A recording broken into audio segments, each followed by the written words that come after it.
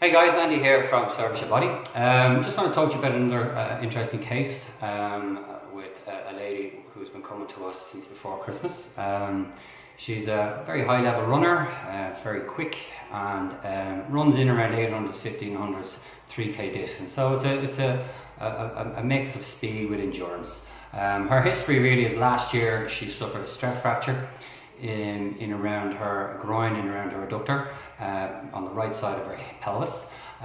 She kind of rehabbed herself back to fitness and running, and then towards the latter end of last year, as she got back into full training and full speed, she started to notice a little bit more of the similar tightness developing in around the inside of the same side of that pelvis, in around her adductor and into her groin.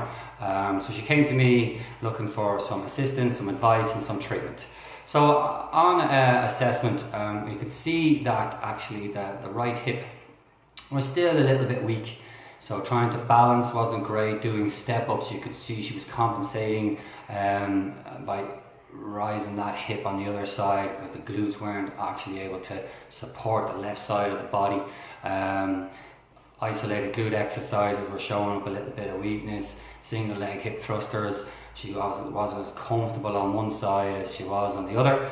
And obviously the adductor was quite tight. So if you hypothesize, you could really think that the outer abductor muscles, the glutes on that hip, really weren't doing their job, and the adductor on the inside of that leg was getting overworked because it was quite tight, and really that was kind of pulling on the attachment point on the pelvis, causing a little bit of the pain, and may have actually been the cause of the stress fracture last year. So really working with her.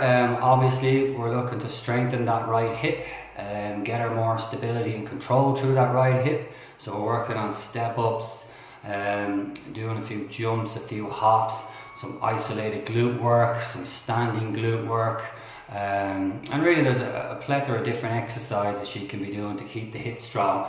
And then there's a little video here of her doing some more kind of functional running exercise where we get her to hop forward, and as she's jumping forward, she's holding the jump and reaching around to the right just to load up that outside hip. And she does these in standing as well, similar to a single leg Romanian deadlift, where she's reaching over to the right hand side. And if you do it yourself at home, you'll feel that outer hip really low, because what we want to do is make sure that when she's running again, that outer hip can take the load and take the pressure off the adductor on the inside, and really make her nice and strong and robust as she gets back to her higher level intense running and doing her fart legs and her interval stuff. So if you have a similar issue or would like us to look at something for you, please give us a shout. 086 831 8931. Thank you.